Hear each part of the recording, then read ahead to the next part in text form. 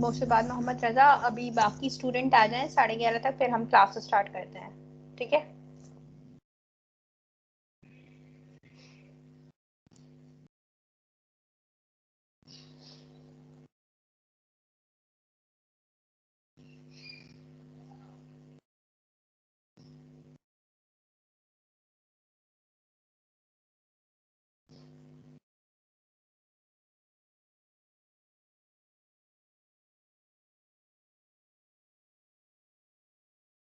Yes.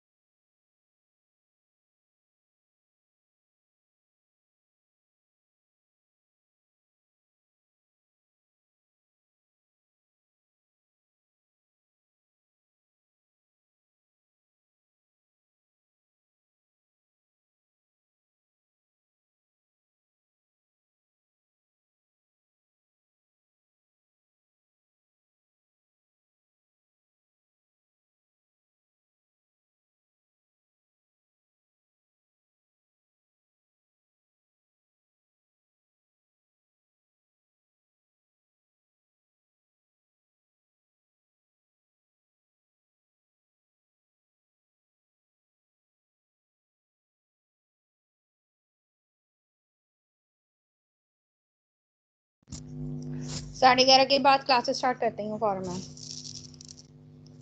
तुम मेरे ख्याल से वो बने हुए प्रेजेंटर, तो बाकी स्टूडेंट्स को एंट्री दे दो।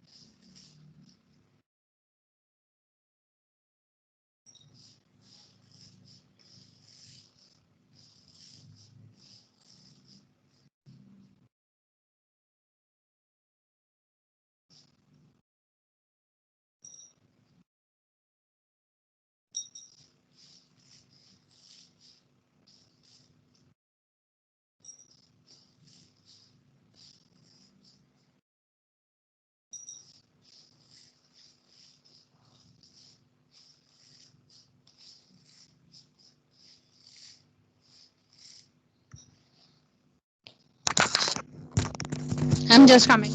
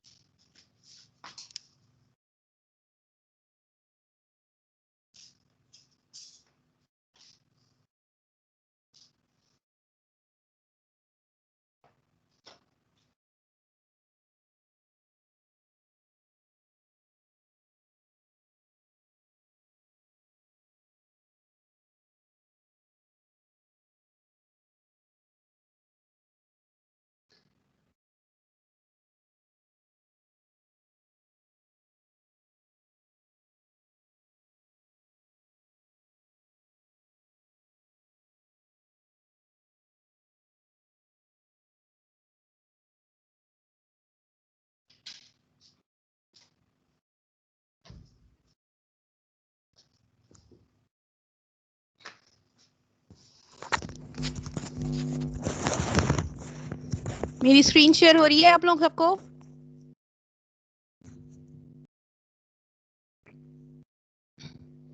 मेरी ओके ओके, हम क्लास स्टार्ट करते हैं बस। हमारे जो प्रीवियस रह गया था स्केलर प्रोडक्ट का, scalar dot product and vector product का, scalar product and vector product का, तो वो जो है मैं आज आप लोगों को ख़त्म करवा देती हूँ। 4 स्लाइड्स हैं, जल्दी से गो थ्रू करते हैं इस पे। फिर अगर टाइम बचा तो मैं ऐसा करूँगी कि मैं आगे वाली जो है वो स्लाइड्स भी थोड़ी सी पढ़ा दूंगी ताकि हमारा कंटिन्यू रहे। ठीक है, मैं आप लोगों का जुम्मे का ब्रेक करूंगी। कल भी मैं आप लोगों की एक मेकअप क्लास रखूंगी। जुम्मे का ब्रेक करके फिर हमारी जो है आप लोगों का जो मैं क्विज रखूंगी ना, इंशाल्लाह मेरी कोशिश होगी कि मैं उसको रख दूं आप लोगों के मेकअप क्लास में, ताकि हमारा जो 1 घंटे का है टाइमिंग, उसमें आप लोगों की जो है क्विज हो जाए और 1 घंटे की पढ़ाई हो जाए, ताकि आप लोग भी रिलीव में रहें, सुकून भी हो आप लोगों को। चलिए अब खैर हम स्टार्ट करते हैं। ये प्रॉब्लम नंबर 43 है। इससे पहले हमने प्रॉब्लम नंबर 37 को डिस्कस किया था, लेकिन मैं उसका थोड़ा सा रिव्यू दे देती हूँ, क्योंकि आगे वाली जो प्रॉब्लम्स है ना, उसको देखने से पहले हमें इनको थोड़ा सा रिवीजन करना होगा। इस प्रॉब्लम में हमें क्या दिया हुआ है कि हमने अब तक डॉट प्रोडक्ट, स्केलर और वेक्टर प्रोडक्ट में हमने सिर्फ अभी 2 प्रोडक्ट्स के, हमने 2 वेक्टर्स के दरमियान का प्रोडक्ट देखा था। अब यहाँ पर हम ट्रिपल प्रोडक्ट देखना जा रहे हैं, यानी 2 से ज्यादा वेक्टर्स का के दरमियान जो है हम वेक्टर्स का प्रोडक्ट देखेंगे। अब इस सवाल में ये कह रहे हैं show that A dot B cross C. 2 products दिए हुए, स्केलर भी दिया हुआ है और वेक्टर भी दिया हुआ है, लेकिन 3 वेक्टर्स के दरमियान है। वो ये कह रहा है show that A dot B cross C is an absolute value equal to the volume of a parallelepiped with sides A B and C. यहाँ पर इसने एक पैरेलल पाइप ली है, ठीक है, और वो कह रहा है कि ये जो है असल में क्या है, ए डॉट बी क्रॉस सी, ये असल में एब्सोल्यूट वैल्यू है वो जो कि बराबर होगी पैरेलल पाइप के वॉल्यूम के। यानी कहने का मतलब है असल में ये पैरेलल पाइप का वॉल्यूम है। ठीक है, वो ये कहना चाह रहा है सवाल में कि आपने एक पैरेलल पाइप लिया है जिसका जो वॉल्यूम है वो इसके बराबर होना चाहिए। तो ये आपको प्रूफ करना है, जबकि उस पैरेलल पाइप की साइड्स की क्या है, ए बी एंड सी। अब यहाँ पर देखिए ये पूरा पैरेलल पाइप बना हुआ है, ठीक है।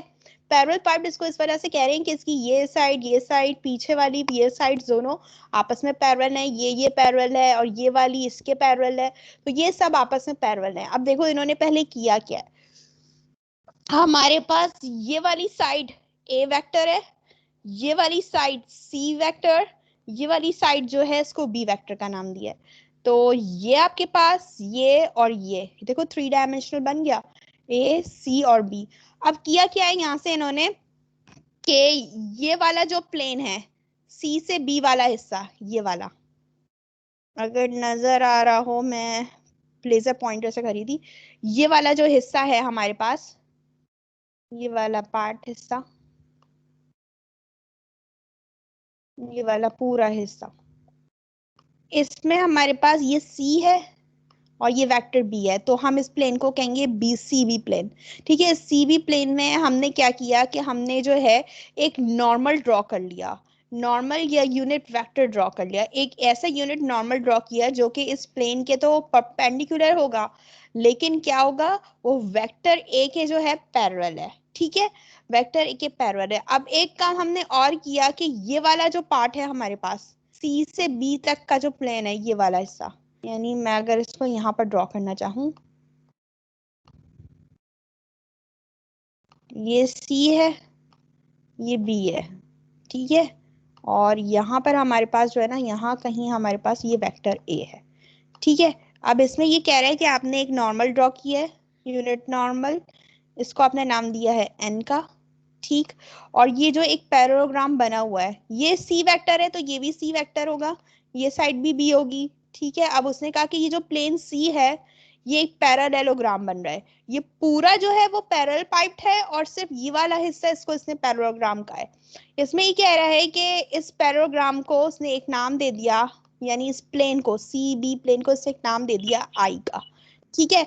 अब वो सवाल में कहता है कि having the direction of B cross C, आपके पास वो कह रहा है let be a unit normal to a parallelogram I. ये जो एन है असल में क्या है, वो यूनिट नॉर्मल है, यानी नॉर्मल ड्रॉ किया है, या मैं कहूँ परपेंडिकुलर ड्रॉ किया है, किस पे, पैरेललोग्राम आई पे, जिसकी डायरेक्शंस क्या है, सी और बी। ए को हम ऑब्जर्व नहीं करेंगे क्योंकि ये वाला जो हिस्सा है इसमें सिर्फ दो साइड्स कंसिडर कर रहे हैं, सी और बी।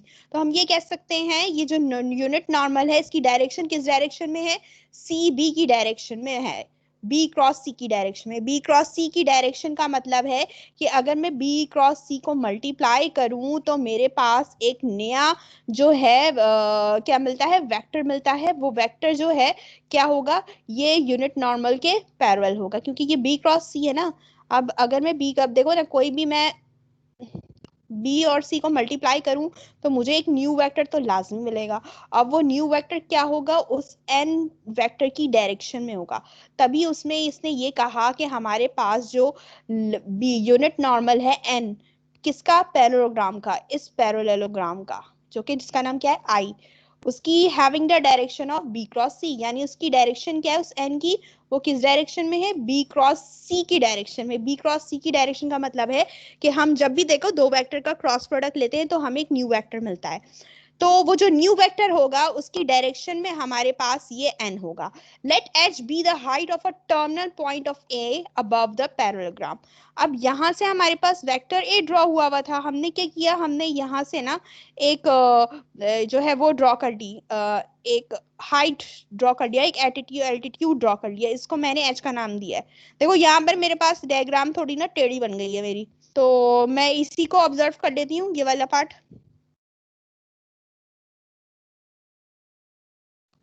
ये वाली जो साइड है हमारी, ये एच कहला रही है, ठीक है। मुझसे जरा डायग्राम अच्छी ड्रॉ नहीं होती इस पे। तो ये वाला पार्ट हमारे पास क्या है, एच है। ये हमने हाइट ड्रॉ की है, जो कि किसके, कहाँ से ड्रॉ हुई है, ए के टर्मिनल पॉइंट से लेके बी सी प्लेन पे ड्रॉ की है, ठीक है। तो अब वो कहते हैं कि volume of a parallel pipe, हमें वॉल्यूम निकालना था ना, वॉल्यूम ऑफ पैरेलल पाइप क्या होगा, हाइट एच, हम ये वाला हिस्सा लें, height H multiply by area of parallelogram. Parallelogram का एरिया क्या है, ये वाला हमारा पैरेललोग्राम था, कितना है ये, सी क्रॉस बी, तो ये रहा, या मैं कहूँ बी क्रॉस सी, एक ही बात है, ठीक है। और दूसरी चीज मुझे ये भी चाहिए, ठीक है ना, ये हाइट है, तो हाइट एच, हाइट किसके बराबर है, ये जो एच हाइट होगी ये बराबर होगी मेरे पास ए डॉट एन के डॉट प्रोडक्ट के। क्यों बराबर होगी, देखो, क्योंकि हाइट आपके पास क्या है, हाइट आपके पास एक स्केलर क्वांटिटी है, और n जो है एक यूनिट नॉर्मल है, इसी तरीके से a भी क्या है, एक वेक्टर है।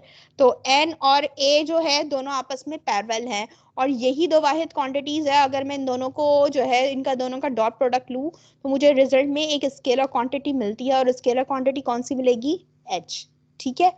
तो मैंने a डॉट n का डॉट प्रोडक्ट लिया है जो कि हाइट h जिसके बराबर है, यानी इसका मतलब है h मेरे पास बराबर है a डॉट n के, ठीक है। और साथ में एरिया ऑफ अ पैरेललोग्राम क्या है, ये वाला हिस्सा मेरे पास पैरेललोग्राम का है ना, तो इसमें मेरे पास सिर्फ दो साइड्स गिवन है, सी और बी। तो हमारे पास लेंथ इनटू ब्रेथ ही होता है ना, तो हमने दोनों को मल्टीप्लाई कर दिया, क्रॉस प्रोडक्ट ले लिया। अब एन क्या है आपके पास, एक यूनिट नॉर्मल है। मैंने क्या किया, मैंने इसको यहाँ लिख दिया, क्योंकि मुझे ए के साथ जो मेरा सवाल है, मुझे शो क्या करना है, ए डॉट बी क्रॉस सी। तो एन का इतना काम नहीं है, एन को मैं ले गई यहाँ, तो ये आ गया ए डॉट बी क्रॉस सी। और एन क्या है, एक यूनिट नॉर्मल है, एक यूनिट नॉर्मल है। यूनिट नॉर्मल का मतलब है ये एक यूनिट वेक्टर की तरह बिहेव कर रहा है।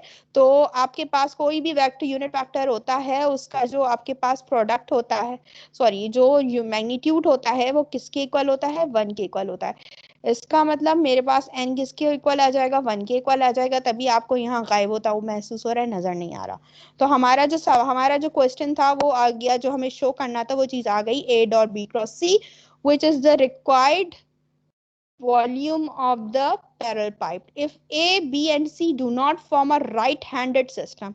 अगर A, B and C जो है राइट हैंडेड सिस्टम नहीं बनाएंगे, तो इसका मतलब है कि हमारे पास जो A डॉट N का प्रोडक्ट है वो लेस देन 0 आना चाहिए, and the volume A dot B cross C हमारे पास ये होना चाहिए जो हमें प्रूव करना था। यानी कहने का मतलब है कि अगर ये राइट हैंडेड सिस्टम नहीं बन रहा, यानी यहाँ पर कहने का मतलब है कि यहाँ पर राइट हैंड रूल अगर नहीं लग रहा, तो हमारे पास जो है, हम ये कह सकते हैं कि ए और डॉट एन का जो डॉट प्रोडक्ट है वो लेस देन 0 होगा। इट मींस, कहने का मतलब है कि आपके पास ये दोनों जो होंगे ना, वो एंटी पैरेलल होने चाहिए। एंटी पैरेलल क्यों होने चाहिए, कि आपके पास जो कॉस, एंटी पैरेलल से मुराद आपके पास क्या है, कि आपके पास ए और एन वेक्टर जो है आपस में जो है ऑपोजिट डायरेक्शन में होने चाहिए। खैर, अब यहाँ पर आ जाते हैं। अब यहाँ पर क्या करना है, if a is a if a vector is this a1i plus a2j plus a3k, और b vector b1i b2j plus b3k, और c vector ये है, वो कह रहा है साबित कीजिए कि a dot b cross c आपके पास ये आए। ठीक है, तो हमने क्या किया, हमारे पास जो है a dot b cross c, अब हम सबसे पहले क्या करेंगे, b क्रॉस c को निकाल लेंगे। तो b क्रॉस c को निकालेंगे हम मैट्रिक्स मेथड से, ये हमने इसको लिख लिया, और साथ में ए का डॉट प्रोडक्ट भी इसके साथ है। सबसे पहले हम क्या करेंगे, पहले हम इस पे फॉर्मूला अप्लाई करेंगे, इसको एक्सपेंड करेंगे by matrix, by determinant method से, यानी इसको जो एक्सपेंड करते हैं हमारे पास 3 by 3 के मैट्रिक्स को। ठीक है, तो ये चीज तो यहाँ आ गई, ए वेक्टर, इसको हमने एक्सपेंड कर दिया। कल मैंने आप लोग को समझाया था, फर्स्ट रो फर्स्ट कॉलम हमने लिया, आई लिया है। ठीक है, तो हम इसको इससे मल्टीप्लाई करें, b2 इंटू c3 ये आ गया, c2 इंटू b3 ये आ गया, माइनस में साइन। फिर आपने क्या लिया, फिर आपने लिया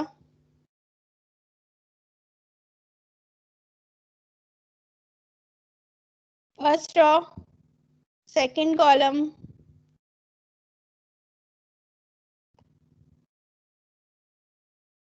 तो अब क्या है, इसको इससे मल्टीप्लाई करेंगे, b1 को c3 से, ये देखो ये हो गया, और c1 को b3 से मल्टीप्लाई करेंगे। अच्छा, जे वाली जो टर्म होती है, सेकंड टर्म, फर्स्ट के बाद सेकंड टर्म जो होती है, यहाँ पर आपके पास माइनस आएगा, ये होगा माइनस जे। इन्होंने इसको डायरेक्ट किया है, पलट दिया है। कैसे किया भाई, b1 को c3 से मल्टीप्लाई कर रहे हैं, b1 इंटू c3 माइनस, और c1 इंटू b3। अब देखो इन्होंने क्या किया, इन्होंने दोनों टर्म्स को पलट दिया है।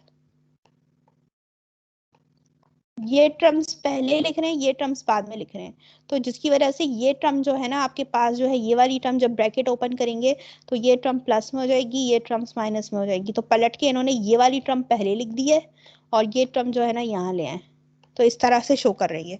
अब अगले में क्या करते हैं, के वाली जो टर्म होती है, थर्ड टर्म, वो आपके पास प्लस में होती है। अब इसमें क्या कर रहे हैं, देखो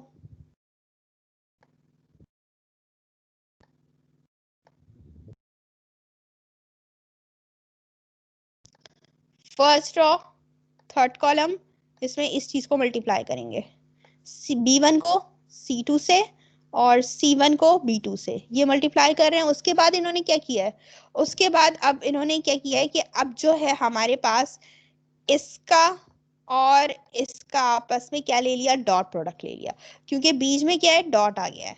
पहले क्या लिया था इन्होंने, पहले क्या लिया था इन्होंने, क्रॉस प्रोडक्ट फाइंड किया, अब ये डॉट प्रोडक्ट फाइंड करने जा रहे हैं। ठीक है, तो अब देखिए, इसको इससे मल्टीप्लाई करेंगे तो A1 जो है इस पूरी टर्म से मल्टीप्लाई हो रहा है, इस तरह लिख दिया इन्होंने। फिर A2J ये वाली टर्म से मल्टीप्लाई होगा क्योंकि इसके साथ J है। क्योंकि हम क्या करें, हम सिर्फ उन टर्म्स को लिख रहे हैं जहां पर हमारे पास सेम यूनिट वेक्टर्स का डॉट प्रोडक्ट मौजूद रहेगा, तो वो वाली टर्म्स जो है जीरो नहीं होंगी। लेकिन जो टर्म्स हमारे पास जो अगर हम डिफरेंट यूनिट वेक्टर्स का डॉट प्रोडक्ट लेंगे तो वो किसके इक्वल होता है, वो आपके पास जो है जीरो के इक्वल हो जाता है, क्योंकि वो दोनों आपस में परपेंडिकुलर होते हैं और cos 90 आपके पास जीरो होता है, तो इसलिए हमने उन टर्म्स को नहीं लिखा, हमने सिर्फ जो सेम यूनिट वेक्टर्स वाली टर्म्स हैं उनको लिखा है। यहाँ पर आई डॉट आई का प्रोडक्ट होगा, मैं लिख देती हूँ ताकि कोई प्रॉब्लम ना हो। तो आई हमारे पास इसका प्रोडक्ट इक्वल्स टू 1 हो जाएगा, क्योंकि ये एक यूनिट वेक्टर है और यूनिट वेक्टर का जो मैग्नीट्यूड होता है वो इक्वल्स टू 1 ही होता है। ठीक है, तो इसी तरीके से ये वाली टर्म इसके साथ मल्टीप्लाई हुई, इसी तरीके से A3 के वाली टर्म इसके साथ मल्टीप्लाई होगी। तो यहाँ पर देखिए आपको यहाँ पर भी कि k डॉट के होगा, लिखा नहीं है क्योंकि ये 1 के इक्वल होगा। इसी तरीके से ये वाली चीज आपके पास मल्टीप्लाई, ये j डॉट j के बराबर होगी, इसके साथ मल्टीप्लाई होगी, जो कि लिखा नहीं है इन्होंने क्योंकि 1 है। फिर अब देखो इसको इस फॉर्म में लिखना था तो हमने लिख दिया, ऊपर आ गया ये वाली चीज A1 A2 A3। इस वक्त A1 A2 A3 ये किस तरह बिहेव कर रहे हैं, I J K की तरह बिहेव कर रहे हैं। क्यों, क्योंकि अगर आपको जरा सा याद हो, आपके पास यहाँ पर क्या लिखते हैं आप, I J K, तो यहाँ पर A1 A2 A3 ऊपर आ जाएंगे और ये जो टर्म्स हैं आपके पास ये आपके पास यहाँ आएंगी, क्योंकि पहले क्या आ रहा है आपके पास, बी वाली टर्म्स आएंगी यहाँ पर B1 B2 B3 और नीचे आपके पास आएगी C1 C2 C3। तो इस तरह आपने लिख दिया, आपको यही प्रूव करना था। आपने इसी तरह क्यों लिखा, आपने इसी तरह इसलिए लिखा क्योंकि सवाल में आपको क्या दिया हुआ है, A dot B cross C। A तो हमारे पास ऊपर मौजूद है, अब B क्रॉस C को कैसे लिखें। आपको ये पता है कि हमारे पास जो डिटर्मिनेंट थ्योरम होता है उसमें हम ये करते हैं कि हमारे पास हम ऊपर नीचे जो है उसको मूव करवाते हैं, लेकिन यहाँ पर इतनी प्रॉब्लम हमें नहीं होगी। हमारे पास जब हम इसको खोल के लिखने जाएंगे तो हमें खुद ही समझ आ जाएगा कि ये चीज कैसे लिखनी चाहिए। ये वाली चीज हम कैसे लिखेंगे, ये देखिए B2 इधर होगा, C3 इधर होगा और B3 इधर होगा।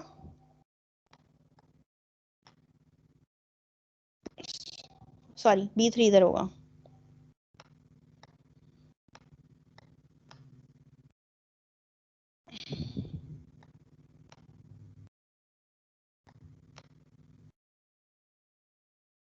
और C2 इधर होगा। तो इट मीन्स इसका मतलब है कि मेरे पास जब A1 यहाँ है तो B2 B3 को कहाँ होना चाहिए, यहाँ होना चाहिए, क्योंकि हम क्या करते हैं, फर्स्ट रॉ फर्स्ट कॉलम, और जिनका डिटर्मिनेंट लेना होता है वो नीचे वाक़ होते हैं, नीचे मौजूद होते हैं। तो इसलिए इसको लिखने का मेथड इस तरीके से हम निकाल सकते हैं। ये चीज़ यहाँ ख़त्म होती है। अब प्रॉब्लम नंबर है आपके पास, प्रॉब्लम नंबर है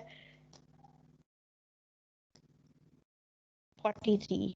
ठीक है, अब इसमें क्या करना है, prove that a necessary that the sufficient condition for the vectors A B and C to be coplanar is that A dot B cross C is equals to 0। सवाल में ये कह रहा है कि prove that necessary and sufficient जो है condition, जरूरी और सफिशिएंट कंडीशन जो जितनी काफी है किसके लिए, तीन वेक्टर्स के लिए A dot B cross C के लिए। तो कह रहा है कि A B एंड C जो वेक्टर्स हैं उनके लिए कंडीशन उससे क्या है कि वो लाजमी क्या है, कोप्लैनर्स हैं। कोप्लैनर्स का मतलब है कि वो तीनों वेक्टर्स आपस में एक ही जो है एक्सिस के अलोंग है, यहाँ पे मैं कहूँ एक ही लाइन पे लाई कर रहे हैं। ठीक है, और अगर ऐसा है तो वो ये कहता है कि A dot B cross C का जो प्रोडक्ट होना चाहिए वो इक्वल्स टू 0 होना चाहिए। Note that A dot B cross C can have no meaning other than A dot B cross C। यानी वो ये कह रहा है कि A dot B cross C को अगर आप देखें can have no meaning other than, यानी आपके पास इसका कोई मतलब नहीं बनता, इस तरीके से आप इसको लिखें। ठीक है, अगर A B C are coplanar, अगर ए बी सी अगर हमारे पास कोप्लैनर है तो इसका मतलब है जो हमने पीछे जो अभी पढ़ा है पैरेलल पाइप, पैरेलल पाइप में हमारे पास क्या था, उसका जो वॉल्यूम था वो आ रहा था हमारे पास A dot B cross C, और वॉल्यूम हमें तभी मिल रहा होता है किसी चीज का प्रोडक्ट का, जो कि ये प्रोडक्ट था, वहां पर हमारे पास ये चीजें नॉन जीरो थी। और अगर ये जीरो हो जाएं, ये चीजें अगर जीरो हो जाएं, यानी कहने का मतलब है कि अगर ये तीनों चीजें आपके पास अगर एक ही लाइन पे लाई कर रही हैं, इसका मतलब आपके पास इनका प्रोडक्ट एग्जिस्ट नहीं करता, ये जो है वॉल्यूम बनाएंगी ही नहीं। अगर ये तीनों साइड्स अगर एक ही लाइन पे लाई करें या एक ही एक्सिस के अलोंग लाई करें, तो हम ये कह सकते हैं कि ये इनका जो प्रोडक्ट होगा वो किसी भी पैरेलल पाइप का वॉल्यूम नहीं होगा। क्योंकि अगर ऐसी कंडीशन होती है, अगर कोप्लेनर हो, तो हमारे पास उस पैरेलल पाइप का जो वॉल्यूम हो जाएगा वो जीरो हो जाएगा। क्योंकि हमें तो वॉल्यूम के लिए इस तरह का चाहिए होता है ना, वॉल्यूम इस तरह का बनता है, 3 डायमेंशनल होता है, ये सा length into breadth into height, या मैं कहूँ इसको ये वेक्टर ए, ये वेक्टर सी, ये वेक्टर बी आपस में क्या है, देखो एक दूसरे के परपेंडिकुलर हैं सब। इस पे कोई एक भी अगर तीन एक्सिस के अलोंग होगा, तो हमारे पास क्या होगा कि ये पैरेलल पाइप का जो वॉल्यूम है वो इक्वल्स टू जीरो हो जाएगा, क्योंकि हम क्या ले रहे हैं, प्रोडक्ट ले रहे हैं। और वॉल्यूम में हमारे पास क्या होता है, वॉल्यूम बराबर होता है आपके पास length into breadth into height. इन्होंने यही बात की है। Then by problem number 37 A dot B cross C is equals to zero, इसने यही बात करी कि अगर ऐसा हो जाए कि ए बी सी अगर कोप्लेनर हो जाए, तो हमारे पास पैरेलल पाइप का वॉल्यूम जीरो हो जाएगा। ठीक है, जो कि हम पिछली प्रॉब्लम में, अभी प्रॉब्लम नंबर 37 में हम पढ़ कर आए हैं। लेकिन वहां पर कंडीशन क्या थी, वहां पर तो तीनों जो है हमारे पास क्या फॉर्म कर रहे थे, पैरेलल पाइप फॉर्म कर रहे थे, और तीनों आपस में जो है परपेंडिकुलर थे, यानी आप कॉप्लेनर नहीं थे। लेकिन अगर कॉप्लेनर हो जाते हैं, तो उस कंडीशन में हमारे पास ये जो प्रोडक्ट है, और ये प्रोडक्ट असल में क्या है, पैरेलल पाइप का वॉल्यूम है, ये इक्वल्स टू जीरो हो जाना चाहिए। Conversely if A dot B cross C is equals to zero, the parallelepiped formed by vectors A B C is zero, so that the vector must lie in a plane. यानी इसने वही condition कह दी कि अगर वाकई ऐसा हो कि ये कोप्लेनर हो जाए, पीछे क्या है देखो, प्रॉब्लम नंबर 43 और प्रॉब्लम नंबर 37 एक दूसरे के इनवर्स हैं, या मैं कहूँ कन्वर्स हैं, यानी उलट है। वहां पर वो तीनों आपस में परपेंडिकुलर हैं, उनका क्रॉस प्रोडक्ट हमारे पास किसके इक्वल आ रहा है, वॉल्यूम ऑफ पैरेलल पाइप के इक्वल आ रहा है।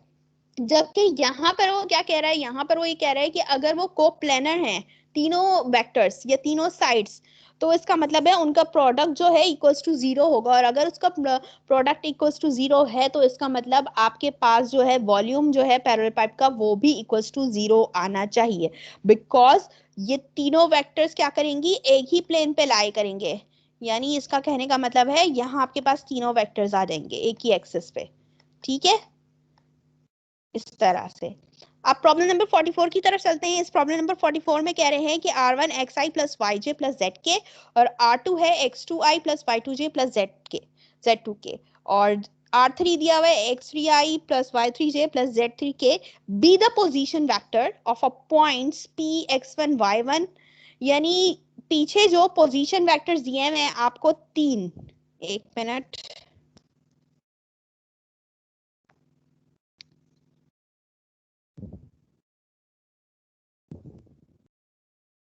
सवाल में वो कह रहा है कि आपको उसने तीन पोजीशन वेक्टर्स दे दिए हैं। ठीक है, उस पोजीशन वेक्टर जो पॉइंट वन है, पॉइंट P1 है, उसका पोजीशन वेक्टर R1 है, पॉइंट P2 जो है उसका पोजीशन वेक्टर R2 है, पॉइंट P3 जो है उसका पोजीशन वेक्टर R3 है। अब वो कह रहा है ये सारे जो पोजीशन वेक्टर्स हैं इन पॉइंट से मिलकर बने। अब देखो उन्होंने क्या किया, उन्होंने एक axis, three dimensional axis draw कर लिया। ये उसका क्या है, ये उसका ओरिजिन है। ठीक है, यहाँ से एक पॉइंट ड्रॉ किया है P1, जिसको उन्होंने नाम दिया है R1 का। फिर यहाँ से यहाँ तक एक और जो है पोजीशन वेक्टर ड्रॉ किया है, उसकी पोजीशन क्या है, 0 से लेकर P2 तक है, उसको नाम दे दिया R2 का। फिर एक और पोजीशन वेक्टर ड्रॉ किया है यहाँ से यहाँ तक का, और उसको नाम दे दिया है उन्होंने P3 तक का, तो उसको नाम दे दिया उन्होंने R3 का। ठीक है, ये P3, P2 और P1, P1, P2 और P3, ये तीन जो हैं वो पॉइंट्स हैं जिनके position vectors R1 R2 R3 हैं। ये हमें सवाल में गिवन है। अब वो कह रहा है find an equation for a plane passing through P1 P2 P3। अब वो कह रहा है कि आप जो ये जो प्लेन है ये वाला, इस प्लेन की इक्वेशन फाइंड कीजिए जो कि कहाँ से गुजर रहा है, for the plane, find the equation for the plane, इस प्लेन की इक्वेशन फाइंड कीजिए जो कि 3 पॉइंट से गुजर रहा है, P1 P2 और P3 से। ठीक है, अब हम यहाँ पर अज्यूम करते हैं, we assume that P1 P2 and P3 do not lie in the same straight line. अभी कह रहे हैं ये अज्यूम कर लें, सपोज कर लें कि ये तीनों पॉइंट जो हैं वो एक ही स्ट्रेट लाइन पे लाई नहीं करे, hence they determine a plane. तो इसका मतलब है, यानी यहाँ पर देखो ये कंडीशन जो बोल रही है ना, do not lie in the same straight line, इसका मतलब है ये तीनों पॉइंट्स कोप्लेनर नहीं है, यानी एक ही स्ट्रेट लाइन पे लाई नहीं करे। फॉर एग्जांपल ये जो है हमारे पास ये कंडीशन नहीं है। अगर ये कंडीशन नहीं है तो इसका मतलब आपके पास जो P1 P2 और P3 है वो एक प्लेन पे लाई कर रहे हैं। ठीक है, तो हमें इस प्लेन का भी पता करना पड़ेगा। अब सबसे पहले उसने क्या किया, let R is equals to X आई।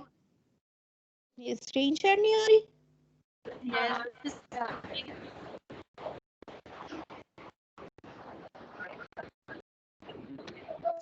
बस हो रही है। आप लोगों की तरफ नेट इशू होगा, ऐसा तो हो ही नहीं सकता, वरना मुझे कोई पहले बोलता ना, मैं दोबारा शेयर करती हूँ। अपने माइक ऑफ कर दीजिए।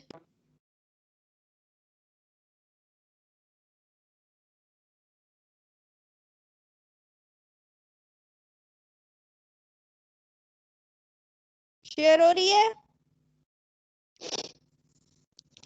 ठीक है, अब हमारे पास क्या है कि हमने जो है 2-3 चीजें सपोज कर ली। पहले हमने जो है सपोज की कि जो पॉइंट्स P1 P2 P3 है वो हमारे पास जो है एक स्ट्रेट लाइन पे लाइन नहीं कर रहा। अगर वो एक स्ट्रेट लाइन पे लाइन नहीं कर रहा, मतलब एक लाइन पे वो कोप्लेनर नहीं है वो तीनों पॉइंट्स, तो इसका मतलब है वो तीनों पॉइंट्स क्या हैं, वो एक प्लेन पे लाई कर रहे हैं, जो कि हमने इस तरीके से ये बताया। ये P1 P2 P3 ये एक प्लेन पे लाई कर रहे हैं, लेकिन एक लाइन पे लाई नहीं कर रहे, means that they are not coplanar. तो अब हमने क्या किया कि हमने एक वेक्टर सपोज कर लिया, यूनिट पोजीशन वेक्टर, एक और न्यू पोजीशन वेक्टर जो कि क्या है, r is equals to xi plus yj, denote the position vector of any point p x y z in the plane. अब हमने क्या किया कि हमने एक और पोजीशन वेक्टर जो है ऑब्जर्व कर लिया यहीं से, कौन सा, जिसको हमने नाम दिया उस पोजीशन वेक्टर को r का, और वो कहाँ तक जा रहा है, हम उसको एक पॉइंट तक लेकर हमने उस पॉइंट को नाम दिया p का। ठीक है, अब वहां से O से लेकर P तक का उसको हमने नाम दे दिया उस पोजीशन वेक्टर को R का। ठीक है, और ये पोजीशन वेक्टर भी इसी प्लेन पे लाई कर रहा है जिस प्लेन पर P1 P2 और P3 मौजूद है।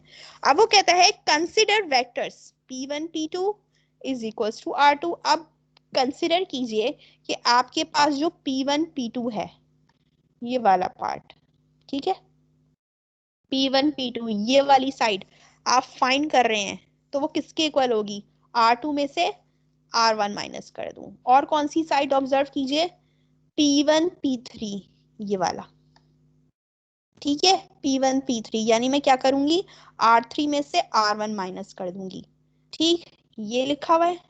और फिर उसने कहा एक और ऑब्जर्व कीजिए, कौन सी, P1 से P तक, R से R1। एक उसने कही है मुझसे P2 P1 जो कि किसके बराबर है, R1 R2। ठीक है, और अगर मुझे ये वाली चीज फाइंड करनी है, ये वाला डिस्टेंस फाइंड करना है, R2 में से R1 माइनस कर दूंगी, ये लिखा हुआ। और अगर मुझे फाइंड करना है P1, ये P1 है और ये P3 है, तीसरा उसने ये कहा है, तो ये आपके पास R3 होगी। मैं अलग अलग ड्रॉ करके दिखा रही हूँ ताकि समझ में आ जाए। तो अगर ये वाला डिस्टेंस फाइंड करना है तो R3 में से R1 को माइनस कर दूंगी, ये लिखा हुआ। और एक इक्वेशन मुझे और चाहिए होगी, क्यों, क्योंकि मेरे पास जो है मुझे लाजमी इस कंडीशन के लिए इक्वेशन बनानी है, तो मुझे वो चाहिए होगी वो चीज। अब मैं एक और ड्रॉ कर रही हूँ, ये पॉइंट P है, ये P1 है, सबका अच्छा, सबका जो है ना जो स्टार्टिंग पॉइंट है ना वो O है, ये R1 है, ये R है। मैं क्या करूंगी, पोजीशन वेक्टर R में से R1 माइनस कर दूंगी तो मुझे P1 P मिल जाएगा, which all lie in the plane. उसने ये बात लिखी कि ये सब क्या कर रहे हैं, एक ही प्लेन पे लाई कर रहे हैं। देखिए ये सिर्फ एक ही प्लेन है जिसपे लाई कर रहे हैं, मैंने आपको अलग अलग ड्रॉ करके इसलिए दिखाया है ताकि आपको समझ आ जाए। अब वो कहता है कि अगर ये एक ही प्लेन पे लाई कर रहे हैं तो इसका मतलब है कि इन सब का आपस में प्रोडक्ट इक्वल्स टू क्या होना चाहिए, इक्वल्स टू 0 होना चाहिए। क्यों भाई ऐसी कंडीशन की क्यों कह रहे हैं? क्योंकि हमारे पास ये कह रहे हैं कि r माइनस r1 का dot product into r2 minus r1 cross r3 minus r1, ये क्रॉस प्रोडक्ट, ये पूरे प्रोडक्ट को इक्वल्स टू जीरो इन्होंने क्यों कहा है? इसलिए इक्वल्स टू जीरो कहा है क्योंकि हो सकता है कि ये आपस में हमारे पास क्या हो, कोई ना कोई एक चीज। आप ये देखिए कि ये वाली साइड, ये वाली साइड, ये वाला पार्ट और ये वाला पार्ट, ये आपस में क्या बन रहे हैं? पैरेलल बन रहे हैं, ठीक है। और इनके पैरेलल होने की वजह से हमारे पास इनका जो प्रोडक्ट होगा वो इक्वल्स टू जीरो हो जाएगा। In terms of rectangular coordinates this becomes, अब देखो हमारे पास ये क्या है? ये तो एक डॉट प्रोडक्ट है ना, ये तो हमारे पास एक डॉट प्रोडक्ट है। और इसको हम कैसे लिख सकते हैं? इसको हम कैसे लिख सकते हैं? हमारे पास वेक्टर आर देखो क्या है। अब यहाँ पर मैं जरा ये मिटा देती हूँ। ये देखो ये इन्होंने माइनस करके लिखा हुआ है और ये माइनस डायरेक्ट इन्होंने शो किया हुआ है। ये जो डॉट प्रोडक्ट है ना, ये इन्होंने डायरेक्ट लिख के शो किया हुआ है। किस तरीके से? देखो आपके पास जो है वेक्टर जो है आर क्या होगा? वेक्टर आर के पास X plus Y plus Z into आपके पास ये क्या होगा? क्या कहते हैं, माइनस ये होगा आपके पास x1 plus x2 plus x, sorry y2, ये y2 है, y1 है, y1 प्लस और z1, ठीक है। तो इन्होंने क्या किया है कि r में से r1 माइनस कर रहे हैं, तो इसका मतलब है x वाली टर्म्स को x1 में से सब्ट्रैक्ट किया है तो ये आ गया, साथ में इसका i, और y को y1 में से माइनस किया है तो ये आ गया, साथ में इसका j। क्योंकि ये क्या है? ये असल में एक प्रोडक्ट है दो साइड्स का, दो दो पॉइंट्स का प्रोडक्ट है, और ये दोनों पॉइंट्स क्या कर रहे हैं? एक वेक्टर ही फॉर्म कर रहे होंगे, ठीक है। ठीक है, तो ये आपके पास ये आ गया, y में से y1 माइनस कर रहे हैं, फिर z में से z1 माइनस कर रहे हैं, यहाँ पर माइनस आएगा, ठीक है। फिर देखो इसको भी इसी तरीके से लिखेंगे, इसको भी हम इसी तरीके से लिखेंगे। शेयर अगर नहीं मैं हो इसको रही है। खोल के, बेटा आपका इंटरनेट इशू होगा, सबको मिस शो हो मैंने रही है। दोबारा लीव करके किया लेकिन फिर भी नहीं हो रहा। अब इसमें मैं क्या कर सकती हूँ? देखो बाकी लोगों को तो शो हो रही है, मैं जो हूँ वापस जा नहीं सकती। अगर मैं वापस जाऊंगी तो फिर कुछ ना कुछ मसला हो जाएगा। मैं दोबारा शो करती हूँ।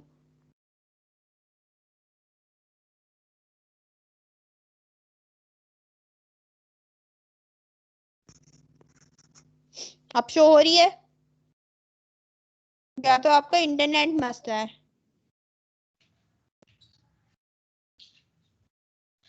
मिस अभी भी नहीं हो रही। आप देखिए ना, मेरी तरफ तो जो बाकी सबको शो हो रही है स्क्रीन। Yes miss.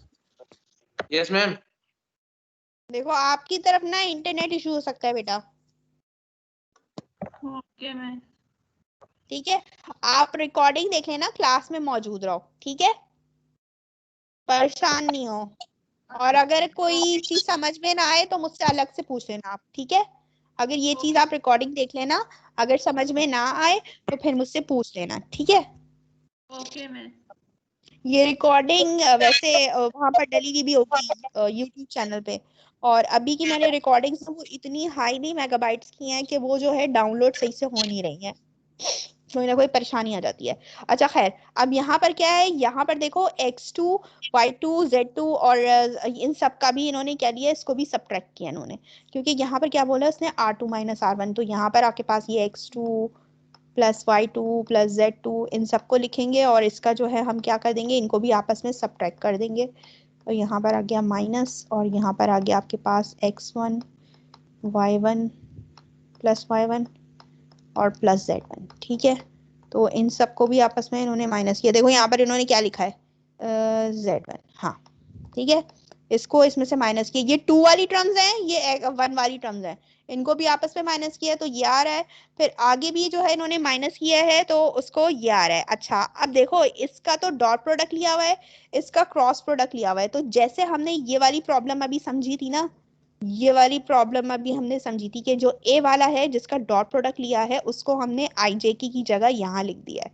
तो इसी तरीके से अब इन्होंने यहाँ पर क्या किया है, यहाँ पर इन्होंने ये वाली चीज क्या है, इसका डॉट प्रोडक्ट मौजूद है तो इसको ऊपर लिख दिया है, और जिसका क्रॉस प्रोडक्ट मौजूद है उसको ये वाली टर्म जो है आपके पास क्या कहते हैं, प्लीज अपना माइक बंद कर दीजिए। ये वाली जो ट्रम है ना हमारे पास, ये वाली तमाम ट्रम्स ये आपने ऊपर लिखी है, ठीक है। समझ लीजिए कि ये जो है वेक्टर ए है आपके पास, ये वेक्टर बी है, और ये वेक्टर समझ लीजिए आपके पास ये वाला वेक्टर सी है।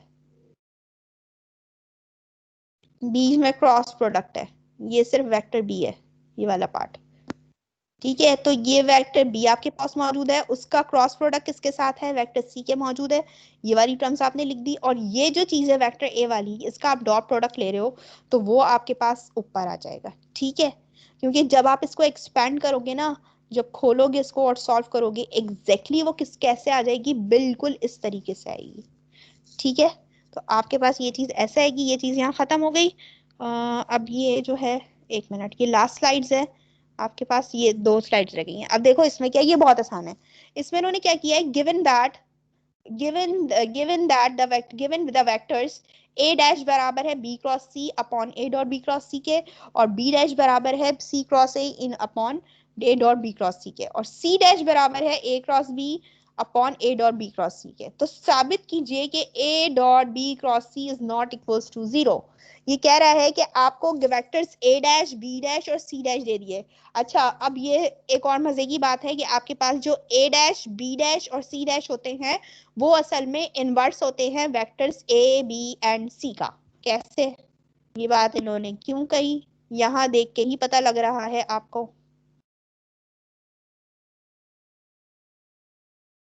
ये vectors a dash b dash और c डैश दे दिए। अब उन्होंने कहा साबित कीजिए कि a dot b cross c, इसका जो प्रोडक्ट है वो नॉट इक्वल्स टू 0 है।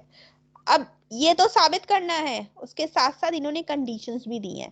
पहले पार्ट में ये कंडीशन दी है कि a dash dot a equals to b dash dot b is equals to c dash cross c बराबर है 1 के।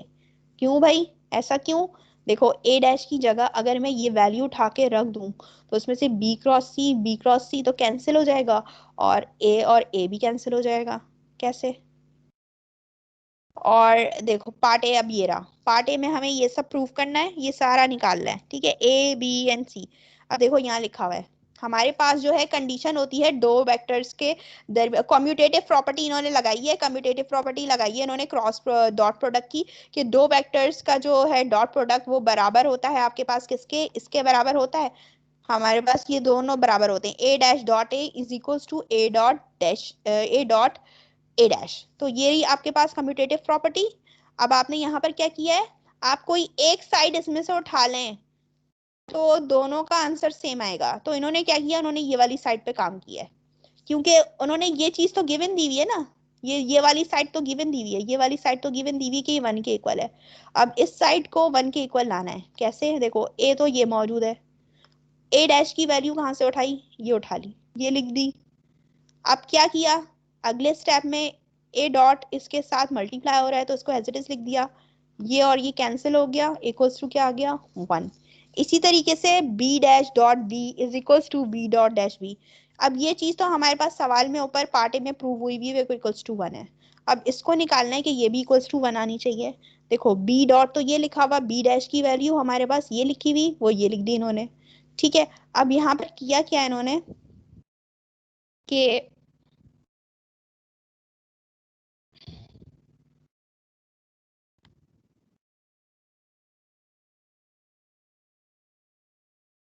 अब देखो यहाँ पर किया क्या इन्होंने कि हमारे पास B dot cross C cross A, अब यहाँ पर इनके पास आ रहे हैं बी डॉट सी क्रॉस ए।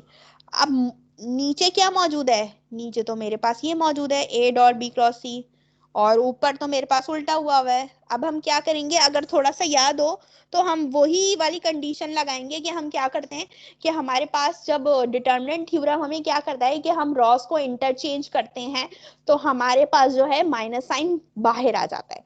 तो सबसे पहले हम क्या करेंगे, सबसे पहले हम जो है इन दोनों को इंटरचेंज करेंगे, इसको इधर ले जाएंगे, इसको इधर ले आएंगे, तो ये बन जाएगा आपके पास b dot a cross c। ऐसा मैं क्यों कर रही हूँ, क्योंकि मुझे इसको खत्म करना है, क्योंकि मेरे पास नीचे क्या मौजूद है, a dot b cross c मौजूद है। और मुझे जो है ऊपर भी यही चीज चाहिए।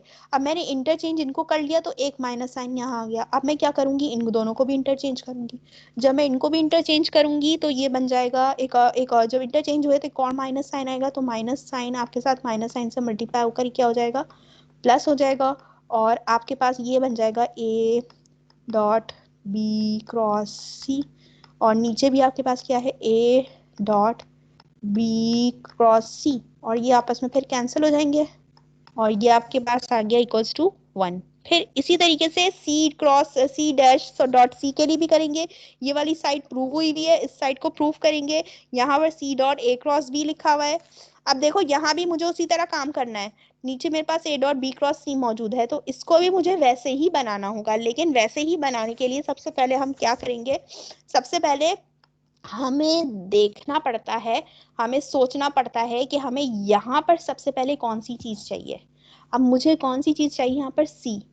लेकिन अगर मैं इन दोनों को इंटरचेंज कर सकती हूँ, करूंगी, तो ये मुमकिन नहीं है। बी इसकी जगह चला जाएगा, ए इसकी जगह चला जाएगा। तो मैं सबसे पहले क्या करती हूँ, मैं सबसे पहले आपको बी और सी को इंटरचेंज कर देती हूँ। सी और बी को इंटरचेंज करूंगी। सी और बी को अगर इंटरचेंज करती हूँ तो सी मेरे पास कहाँ चला जाएगा, ये बन जाएगा मेरे पास बी डॉट ए क्रॉस सी। ठीक है, ये हो जाएगा। और फिर मैं माइनस साइन यहाँ आ जाएगा, और जब इनको इंटरचेंज करूंगी तो ये अपनी जगह पे आ जाएंगे, तो ये बिल्कुल एग्जैक्टली इस तरह हो जाएगा, और ये इक्वल्स टू ये भी कट के 1 के इक्वल आ जाएगा।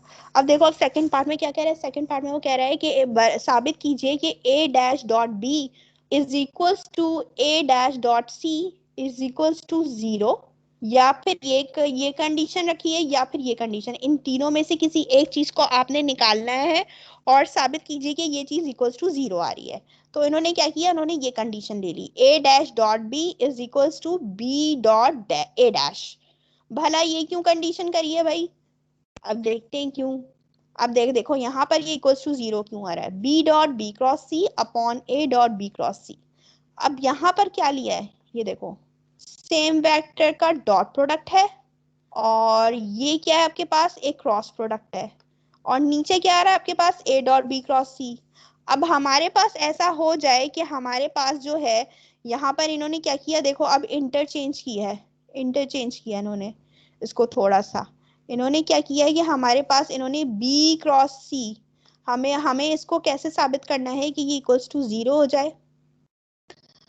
हमें पता है कि अगर हम सेम वेक्टर्स का अगर डॉट प्रोडक्ट लें, ठीक है, सेम वेक्टर्स का सॉरी क्रॉस प्रोडक्ट लें, तो वो क्या आता है हमारे पास, इक्वल्स टू 0 आता है।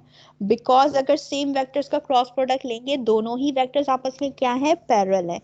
और अगर ये कंडीशन आपके पास पैरेलल है, तो इसका मतलब है आपके पास साइन 0 0 होता है। तो इट मीन्स, इसका मतलब है, तो ये वाली चीज क्या हो जाएगी आपके पास, जब ये वाली चीज 0 हो गई, तो तभी आप यही कर रहे हैं कि आप क्या कर रहे हैं कि आपके पास, आपने जो है क्या किया, इंटरचेंज कर दिया। आपने जो है b डॉट सी क्रॉस सी लिखा हुआ है ना, लेकिन यहाँ पर अगले स्टेप में आपने क्या किया, अगले स्टेप में आपने ये किया कि इनके प्रोडक्ट्स को चेंज कर दिया, b और b के दरमियान क्रॉस प्रोडक्ट ले लिया, और c का इनसे डॉट प्रोडक्ट ले लिया। ये कंडीशन क्यों की, क्योंकि आपको 0 लाना है। अब 0 आपके पास तभी मुमकिन है जब आप दो सेम वेक्टर्स के दरमियान क्रॉस प्रोडक्ट ले लें, और जब आप दो सेम वेक्टर्स के दरमियान क्रॉस प्रोडक्ट लेंगे तो दोनों क्या होंगे, एक ही लाइन में लाई करेंगे, और आपके पास साइन जो है वो 0 हो जाएगा, और साइन 0 आपके पास 0 होता है। तो जिस कंडीशन की वजह से आपके पास ये चीज क्या हो जाएगी, ये चीज 0 आ जाएगी, तो ऑटोमेटिकली ये पूरी चीज क्या हो गई, 0। Similarly the other result follow.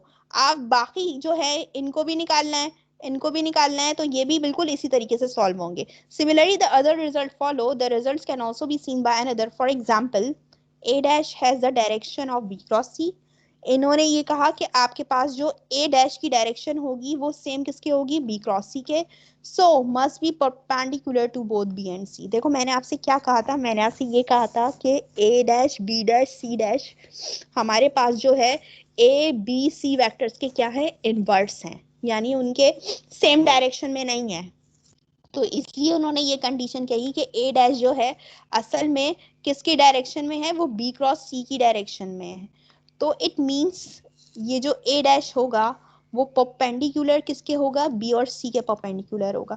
तो जिसकी वजह से हमारे पास A dot B equals to 0, या फिर मैं कहूँ ए डैश डॉट सी भी इक्वल्स टू 0 आएगा। यानी जो चीज हमें यहाँ निकालनी है ना इक्वल्स टू 0 आ रही है, वो बाकी सबके लिए भी वही कंडीशन वैलिड होगी। ठीक, अब वो कहता है कि from part A and B we can see that जो हमारे पास सेट्स ऑफ वेक्टर्स था किसका, ए बी सी और ए डैश बी डैश। अपना माइक बंद कर लीजिए प्लीज। मैंने आपसे क्या कहा था, मैंने आपसे कहा था कि जो वेक्टर्स हैं ए बी सी और तीन वेक्टर्स और थे ए डैश बी डैश, आपस में ये क्या है, एक दूसरे के रेसिप्रोकल है। मैंने स्टार्ट में ही बता दिया था, और यहाँ भी इन्होंने ये बता दी कंडीशन कि ए पार्ट और बी पार्ट को देखकर हमें पता चल रहा है कि ये तीनों वेक्टर्स, ये जो वेक्टर्स का सेट है, ये वाला और ये वाला, ये आपस में रेसिप्रोकल हैं। क्यों? क्योंकि अगर आप देखिए इनका डॉट प्रोडक्ट आप लेते हैं, डिफरेंट वेक्टर्स का डॉट प्रोडक्ट लेते हैं, जैसे कि एक ए डैश है और एक बी डैश है, तो इसका मतलब है ए डैश अगर ये है तो ये क्या होगा, इसके परपेंडिकुलर होगा बी। ठीक है, इट मींस यानी बी इस डायरेक्शन में, ए और बी तो इसी डायरेक्शन में, ए बी एंड सी, और ए डैश बी डैश इस डायरेक्शन में होंगे। तो ये आपस में एक दूसरे के क्या होंगे, रेसिप्रोकल होंगे। तो रेसिप्रोकल होने की वजह से ये आपस में दे आर ऑल्सो, अच्छा इनको छोड़ दीजिए, ये कोई इतना अहम नहीं है, ये मैंने इतना नहीं करवाया क्योंकि ज़्यादा मैं आप लोगों को बर्डनाइज नहीं करूंगी। तो पार्ट 1 और पार्ट ए में मुझे यही प्रूफ करना था, ये आपस में क्या है, रेसिप्रोकल है। रेसिप्रोकल कैसे, देखिए ए पार्ट में हम जब डॉट प्रोडक्ट्स ले रहे हैं, सेम वेक्टर्स का डॉट प्रोडक्ट ले रहे हैं, तो वो तो इक्वल्स टू 1 आ रहा है, लेकिन जब हम डिफरेंट वेक्टर्स का लेते हैं उसके साथ तो वो इक्वल्स टू 0 आ जाता है। तो भाई ऐसा क्यों है, क्योंकि हमारे पास यहाँ पर थोड़ी सी कंडीशन चेंज हो जाती है। अब ये कंडीशन क्यों चेंज हो रही है यहाँ पर, क्योंकि आप देखिए यहाँ पर तो हमारे पास चीजें कैंसिल आउट हो रही हैं, लेकिन यहाँ पर हमारे पास जो ए डैश है वो किसके बराबर है, बी क्रॉस सी के बराबर है, और ऊपर एक और बी मौजूद है। अब दो वेक्टर्स का जब हम क्रॉस प्रोडक्ट ले रहे होते हैं, दो सेम वेक्टर्स का, तो वो इक्वल्स टू 0 हो जाता है, जिसकी वजह से ये पूरी चीज ही हमारे पास इक्वल्स टू 0 हो जाएगी। तो इट मींस इसका ये मतलब है कि ये ए डैश और बी डैश जो है आपस में एक दूसरे के परपेंडिकुलर होंगे। ठीक, अब आपके पास पार्ट सी है, पार्ट सी में ये बताना है कि आपको ए डैश बराबर है B cross C upon V. अब वी क्या था आपके पास, वी था आपके पास A dot B cross C. अब यहाँ पर कंडीशन देखते हैं क्या, और ये कह रहे हैं ए डैश बराबर है B cross C upon V के, ये कहाँ से है, ये देखो ये लिखा हुआ है इन्होंने, और ये चीज बतानी है कि 1/v के बराबर है। ए डॉट बी क्रॉस सी हमारे पास v के बराबर है, देन अब ये कह रहा है कि अगर ये चीज v के बराबर है तो A dash B dash cross C dash आपके पास आ जाएगा 1/v के। क्यों? क्योंकि ये तीनों वेक्टर्स और ये तीनों वेक्टर्स अभी हम बता चुके हैं एक दूसरे का क्या है, रेसिप्रोकल है। तो इसका मतलब है कि a डॉट बी क्रॉस सी से जो मुझे मल्टीप्लाई होकर जो चीज मिलेगी वो तो ये आ गई, लेकिन अगर मैं a dash dot B dash cross C का प्रोडक्ट लूं तो वो क्या आएगा मेरे पास, 1/v आएगा, बिकॉज ये वेक्टर्स का सेट और ये वेक्टर्स का सेट आपस में एक दूसरे के क्या हैं, इनवर्स हैं। तो इनका वॉल्यूम भी आपस में क्या होना चाहिए, इनवर्स होना चाहिए। अब देखो ए डैश मेरे पास किसके बराबर था, ए डैश मेरे पास बराबर था B cross C upon A dot B cross C के। तो अब इसकी जगह मैंने क्या लिख दिया, इसकी जगह वी लिख दिया, और बाकी सब का भी जो नीचे वाला हिस्सा होगा ना वो भी ए डॉट बी क्रॉस सी था। कहाँ से, ये देखिए ये सवाल में गिवन है हमारे पास ये सारी चीजें, ये पूरी वी है। तो सबकी जगह हमने अगले क्वेश्चन में क्या लिखा है, यहाँ पर वी ही लिखा है। अब वो कह रहा है कि आप जो है इसका प्रोडक्ट फाइंड कीजिए, क्योंकि सवाल में हमें क्या दिया गया है, सवाल में हमें यही चीज निकालनी है। ठीक है, ये चीज प्रूव करनी है कि अगर ये कंडीशन है तो साबित कीजिए आपके पास ये चीज आनी चाहिए। तो हमने क्या किया, A dash dot B dash dot cross C dash, इसके लिए ये सब चीजें लिख ली, ये सब इन सबको आपस में मल्टीप्लाई कर रहे हैं। ठीक है, इन सबको आपस में मल्टीप्लाई कर रहे हैं, ए डैश का बी क्रॉस सी का डॉट प्रोडक्ट है बाकी इन सब के साथ। ठीक है, और नीचे क्या हो गया, v3 हो गया, ये V3 के बाद आपने, अच्छा अब इसको अरेंज करके लिख दिया है आपने, ठीक है, अब इसको अरेंज करके लिख दिया, इसको पहले लिख दिया, क्योंकि हमें क्या चाहिए, हमें जो है इस तरीके से ये चीज चाहिए, हमें ऊपर क्या चाहिए, हमें ऊपर ये वाली चीज चाहिए कि A cross B cross C into C cross A। अब ये क्या बनेगा आपके पास, देख लीजिए, ये यहाँ पर बन रहा है A dot B cross C का होल स्क्वायर। अब भला ये कैसे आया भाई, ये चीज कहाँ से आई, ये आप इसको यहाँ देखिए, अगर मैं इसको देखूं कि A क्रॉस B मेरे पास किसके बराबर होता है, A क्रॉस B मेरे पास किसके बराबर है, यहाँ पर अगर मैं इसी चीज को ले लूं, इसी चीज को उठा लूं, ये देखो इसी चीज को उठा लूं, तो ये मेरे पास किसके बराबर आ रही थी, मेरे पास ये B A dot B cross C जो है, यहाँ जो है मल्टीप्लाई हो रहा है, यहाँ आकर जब डिवाइड होगा, सॉरी डिवाइड हो रहा है, यहाँ आकर जब मल्टीप्लाई होगा तो हमारे पास सिर्फ रिजल्ट में क्या बचेगा, हमारे पास A डैश डॉट A तो हमारे पास इक्वल्स टू 1 हो जाता है, लेकिन B क्रॉस C बच जाता है। तो यहाँ पर आपके पास ये सिंपल ये क्या चीज आ जाएगी, ये आपके पास सिंपल ये क्या चीज आ जाएगी, देखो कैसे हुआ, ये चीज कैसे हुई,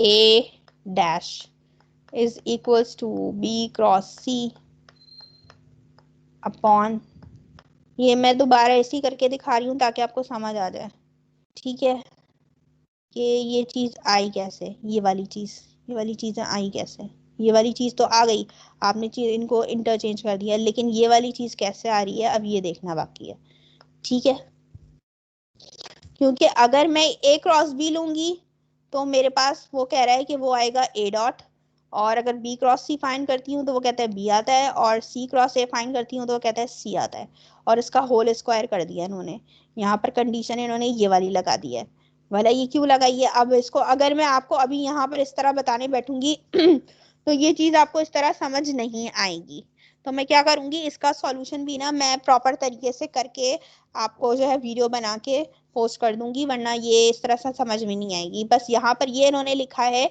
कि हमें क्या प्रूफ करना था, हमें 1/v लाना है, नीचे तो V3 मौजूद है, अब ये कैसे आया A dot B cross C का होल स्क्वायर, क्योंकि हमें क्या चाहिए, ऊपर V स्क्वायर चाहिए, इसलिए हमने ये ले लिया, लेकिन इसकी जगह ये चीज कैसे आ रही है, ये चीज जरूरी है, इसको सोचना जरूरी है कि ये चीज यहाँ पर क्यों आ रही है, यहाँ पर ये चीज आई क्यों रही है, क्योंकि फिर वरना आप लोगों को कंफ्यूजन हो जाएगी। तो अभी मैं इसको यहीं तक छोड़ दे रही हूँ कि क्योंकि अगर मैं अभी आप लोगों को यहाँ पर इस समझा नहीं सकूंगी, क्योंकि सॉल्यूशंस काफ़ी इसका लंबा हो जाएगा, तो मैं जो हूँ हैंड रिटन इसका सॉल्यूशन आप लोगों को शेयर कर दूंगी, ठीक है। बस ये समझ लीजिए कि यहाँ पर इसकी जगह इन्होंने क्या किया, A dot B cross C का होल स्क्वायर लिया है, जो कि असल में आपके पास किसके बराबर है, V के बराबर है, ठीक है, और यहाँ पर हमें नीचे V3 है, हमें क्या चाहिए, 1/v वाली कंडीशन चाहिए, तो इन्होंने क्या किया है, इसका V स्क्वायर कर दिया है, पूरा का स्क्वायर कर दिया, अब एक स्क्वायर एक इससे कैंसिल हो जाएगा, तो रिजल्ट में मुझे सिर्फ नीचे क्या मिल रहा होगा, V मिल रहा होगा, 1/v, ठीक है। अब फिर प्रॉब्लम नंबर जो इसका पार्ट डी है 53 का, बाय प्रॉब्लम 43 वाला प्रॉब्लम हम कर चुके हैं, उसमें हमने क्या किया था, उसमें if A B C are non coplanar, अगर ए बी सी आपके पास नॉन कोप्लेनर हैं तो हमारे पास, हम वहां पर साबित क्या कर रहे थे, वहां पर हम जो है कंडीशंस यूज कर रहे थे कि उन्होंने कहा कि अगर ये तीनों वेक्टर्स कोप्लेनर नॉन कोप्लेनर है, यानी एक ही लाइन पे लाइन नहीं कर रहे, तो इसका मतलब है कि इनका जो प्रोडक्ट है वो इक्वल्स टू 0 नहीं होना चाहिए, और अगर ऐसा है then from part C it follows that आपके पास जो ये वेक्टर्स है, इन वेक्टर्स का भी जो जो प्रोडक्ट है वो भी क्या हो जाएगा, नॉट इक्वल्स टू 0 होगा, बिकॉज अगर आपके पास इस वेक्टर के लिए ये कंडीशन है नॉन कोप्लेनर वाली, तो इन सेट्स ऑफ वेक्टर्स के लिए भी यही कंडीशन होगी, बिकॉज ये दोनों आपस में क्या होंगे, ये दोनों वेक्टर्स का set A B C and A dash B dash C dash, ये आपस में क्या है, एक दूसरे के इनवर्स हैं, और अगर इनवर्स हैं तो इनके लिए ये कंडीशन जो है वैलिड होनी चाहिए, ठीक। तो ये यहाँ तक खत्म होता है, मैं आप लोगों को अभी यहीं तक छोड़ रही हूँ, और ये वाली जो चीज़ है ना, मैं आप लोगों को इंशाल्लाह रिटर्न फॉर्म में करके ना इसकी वीडियो बना के मैं यूट्यूब चैनल पे ही डाल दूंगी, क्योंकि इससे पहले की भी जो मैंने कल पढ़ा है उसमें भी 2 चीज़ें ऐसी हैं मैट्रिक्स मेथड वाली, उसको भी मुझे करना होगा, क्योंकि डायरेक्ट इसमें स्टेप्स होते हैं वो समझ नहीं आते, ठीक है। तो आज की क्लास हम यहीं ख़त्म कर रहे हैं, कल मैं आप लोगों की एक क्लास रखूंगी। आप मुझे बता दीजिए कल की क्लास की टाइमिंग्स में क्या रखूं। मेकअप क्लास की टाइमिंग्स आप लोगों की, जुम्मे का मैं आप लोगों को ऑफ करूंगी और संडे का आप लोगों का जो है ना क्विज ले लूंगी मैं 2020 वाले स्टूडेंट्स का। शायद मैंने, पता नहीं मैंने क्या अनाउंसमेंट किया, मुझे याद नहीं है मैंने क्या अनाउंसमेंट किया है। ग्रुप नंबर 4 का जो क्विज है वो कब है? अच्छा, आप लोगों का मिस क्विज 11 को है। आप लोगों का क्विज है वो 11 को है। मुझे आवाज नहीं आ रही, कट रही आवाज। आपने 2020 का मंडे को बोला था क्विज। हाँ हाँ हाँ हाँ, मैं भूल गई थी, सॉरी। ठीक है, मैंने अभी देख लिया दोबारा। सही है सही है सही है, ठीक है ठीक है। आप लोगों का जो है ना, अब कल मैं आप लोगों की एक्स्ट्रा क्लास अगर रखूंगी तो आप लोग मुझे टाइमिंग बता दो ताकि आप लोगों को प्रॉब्लम ना हो, क्योंकि अभी मैंने टाइमिंग उनकी सेट नहीं किया। उनकी भी ग्रुप नंबर 4 की मैं उनकी ट्यूटोरियल क्लास रखूंगी, आप लोगों की एक्स्ट्रा क्लास रखूंगी। वरना मैं उन लोगों की जो है एक्स्ट्रा क्लास रखती हूँ और आप लोग, उनका बर्डन कम है, आप लोगों का बर्डन ज्यादा है। की टाइमिंग रख लें। मैम यही टाइमिंग रख लें। नहीं मिस, ये टाइमिंग नहीं। नहीं, ये टाइमिंग असल में मैं रख नहीं सकती। मैंने असल में आज आप लोगों के लिए इसलिए रखा क्योंकि टाइमिंग सेट नहीं हो रही थी रात में, ठीक है ना। मैम जो इसलिए मैंने वही टाइमिंग रखी टाइमिंग, थी, मैम इसलिए 2:30 से 4:30 एलसीए क्लास है और 4:30 से 6:30 हमारी आईटीसी क्लास है। तो फिर रात की टाइमिंग से कोई बता दे। रात लेकिन आज फिर 7 से 8 रख लें मैम। एक्स्ट्रा क्लास नहीं है ये, वो सॉरी, ये एक्स्ट्रा क्लास है, ये ट्यूटोरियल क्लास नहीं है कल वाली। मैम फिर देख लें। क्योंकि मैं इसलिए कह रही हूँ क्योंकि बाकी लोग, बहुत से लोग ऐसे हैं जो कि जॉब पे भी जाते हैं, तो मुझे बता दीजिए आप लोग। मैम असाइनमेंट मैम सबमिट नहीं करा मैम, थोड़ा असाइनमेंट का टाइम बढ़ा दे मैम, शाम तक रख दे। जी नहीं, कोई असाइनमेंट का टाइम नहीं बढ़ेगा। मैंने पहले ही बता दिया था, मैंने कट ऑफ टाइमिंग सुबह 6 बजे की रखी थी।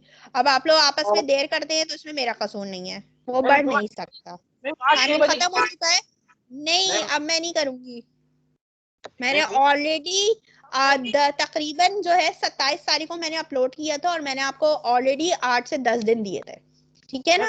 27, 28, 29, 30, 31, वो 5 दिन और ये 5 दिन, 10 दिन बहुत होते हैं, मिस जो ठीक कल है। जमा करवाना था ना, वही वाला कह रही है ना? क्या कह रही हो? मिस जो कल असाइनमेंट जमा कराना था ना?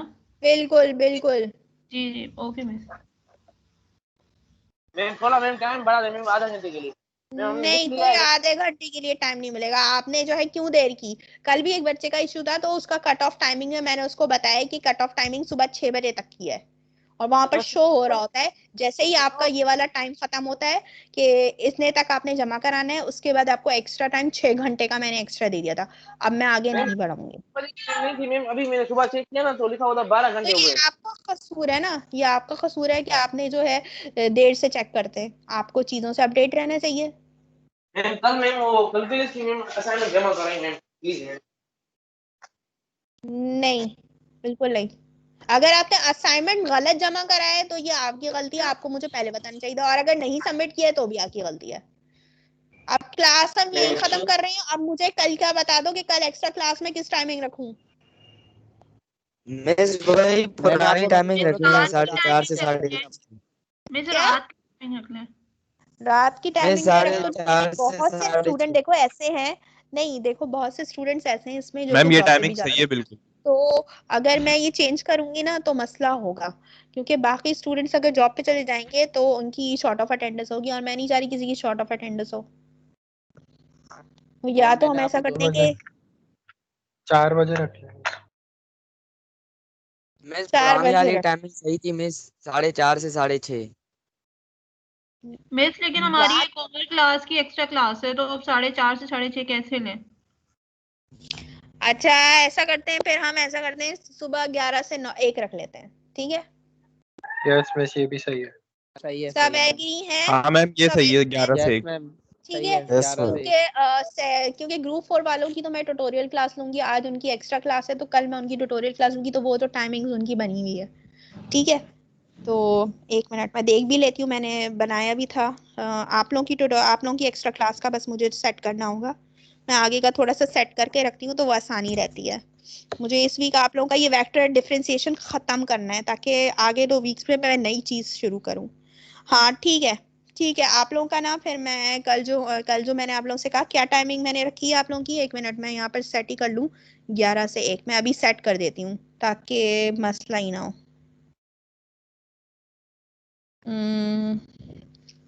कल की मेकअप क्लास है, मेकअप क्लास ग्रुप 5 वेक्टर, और हमारा 7 जनवरी है, और टाइमिंग मैंने आप लोगों से कहा कि सुबह 11 बजे की। ठीक है, क्योंकि 1:30 अटेंडेंस हो बजे गई मिस? नमाज का टाइम, यहाँ से मैं डाउनलोड कर लूंगी और मैं अभी देख भी लेती हूँ, रुक जाओ, अभी जाना नहीं कोई। मैं सबका नाम कॉल कर लेती हूँ, वही बच्चे होंगे तो फिर आसानी रहेगी। ग्रुप 5 है ना अभी यहाँ पर मौजूद, ग्रुप 5 मौजूद है ना? बस सही है।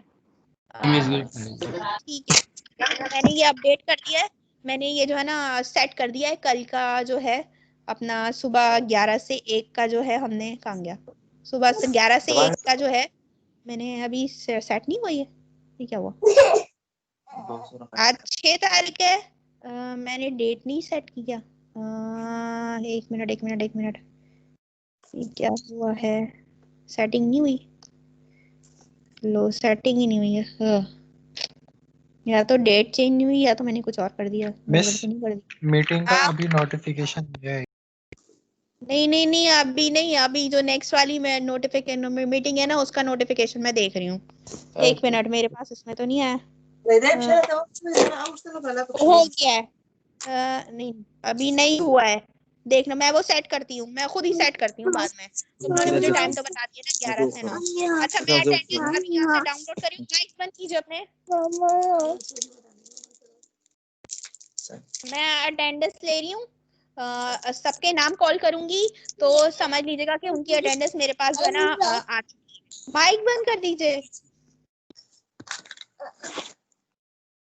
माइक प्लीज ऑफ कर दीजिए।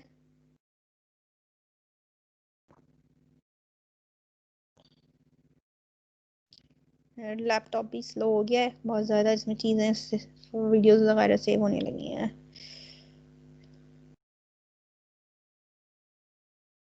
दो 200 के करीब तो मेरे लैपटॉप में आप लोगों की अटेंडेंस इतनी बार डाउनलोड होती है ना, ये तकरीबन वो होती है। चले मैं कॉल करती हूँ, फाइनल वाली कॉल करती हूँ, ओपन विथ।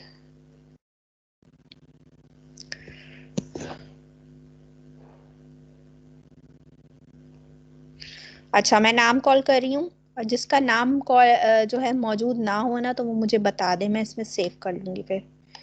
ठीक है, अटेंडेंस में आपने प्रेजेंट वगैरह नहीं बोलना है, सिर्फ आप जो है ना ये काम करिएगा कि जिसका नाम नहीं मौजूद हो सिर्फ वो अपना माइक ऑन करेगा। पहले मैं सबके नाम बोल दूंगी, फिर आखिर में मुझे बताइएगा। मुश्तबाद मोहम्मद रजा, वो पहले आया था वो बच्चा, अनीसुर रहमान, बीबी अक्सा, मोहम्मद साद, मोहम्मद फराज, हिदायतुल्लाह, उजैर अहमद अंसारी, मोहम्मद अहमद हुसैन, वाजिद, मोहम्मद जियाद, मोहम्मद रामिस नईम, एहसन सईद, मोहम्मद ताहा खान, अरीबा हारिस, सैयद अब्दुल अहद, सैयद अशर अली, मोहम्मद तलहा, और फिर है तलाल हुसैन। 1 मिनट,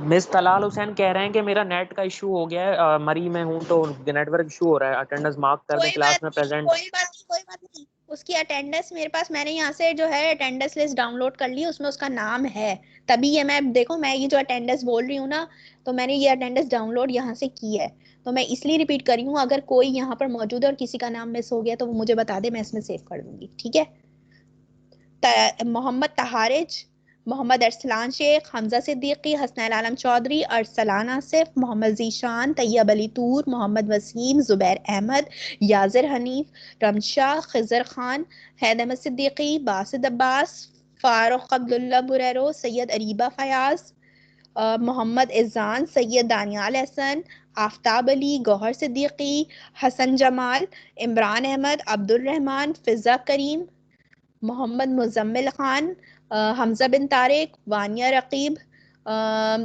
काशान अहमद खान, मोहम्मद हमजा रजा, बिलाल कदीर, सबीउज़्ज़मा सिद्दीकी, राव उमर बिन आतिफ, सारा समी, मोहम्मद अरसलान, अब्दुल सबूर, और सुल्तान मोहम्मद अतीब। ये स्टूडेंट जो है मेरे पास लिस्ट में मौजूद है।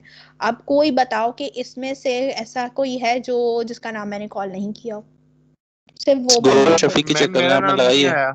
मैम हैं? मेरा नाम नहीं आया, सैयद दानियाल एहसन गौर है। शफीक की चेक कर रहे हैं। गौहर शफीक ने अगर अभी ज्वाइन किया ना तो जाहिर है फिर उसका नाम गौहर शफीक का नाम है, और सैयद दानियाल एहसन वो भी है। अगर अब देखो, अब तुम लोग का नाम है, नाम तो दिया है मैंने, सैयद दानियाल एहसन भी है और गौहर भी है। मैम मेरा नाम नहीं है, राहुल। राहुल राय, अच्छा राहुल तुमने अभी ज्वाइन किया होगा फिर, या तो मैंने नाम नहीं, राहुल का नाम मेरे पास लिस्ट में था ही नहीं। अभी ज्वाइन किया होगा इसने, है ना? तुमने अभी ज्वाइन किया ना? दीदी शराफत से बताना अभी ज्वाइन किया है। यस मिस, मैंने इनको अभी अटेंडिंग बनाया, अभी आएंगे। ये देखो, पढ़ना इन लोगों ने क्लास नहीं लेनी होती, ये लोग सिर्फ जो है ना अटेंडेंस लगवाने के लिए आते हैं।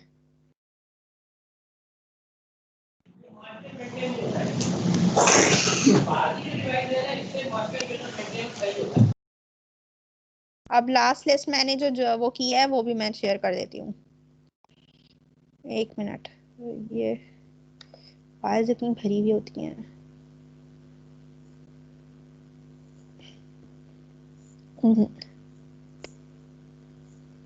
मैं न्यू फाइल भी डाउनलोड कर मैम सकती ये हूँ। कर आप दें किसी को साथ, आप किसी को क्लास में एंटर नहीं होने देना, क्लास खत्म हो चुकी है। अब मैं किसी को भी क्लास में नहीं एंटर होने दूंगी, सिर्फ अटेंडेंस लगवाने सारे आ रहे होते हैं।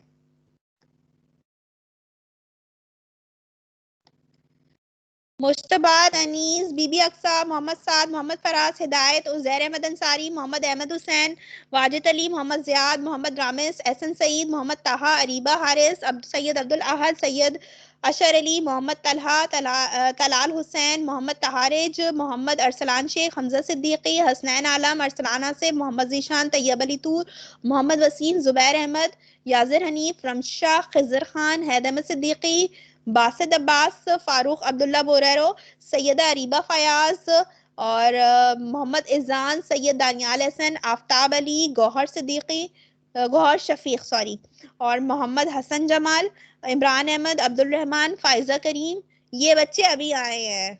फाइजा करीम, मोहम्मद मुजम्मिल खान, हमजा बिन तारिक, वानिया और काशान अहमद, हमजा रजा, मोहम्मद हमजा बिलाल कदीर, सबीउल जमा सिद्दीकी, राव उमर आतिफ, सारा समी, मोहम्मद अरसलान, अब्दुल सबूर सुल्तान, मोहम्मद अतीब, राहुल राय, ऐसा अखलाक।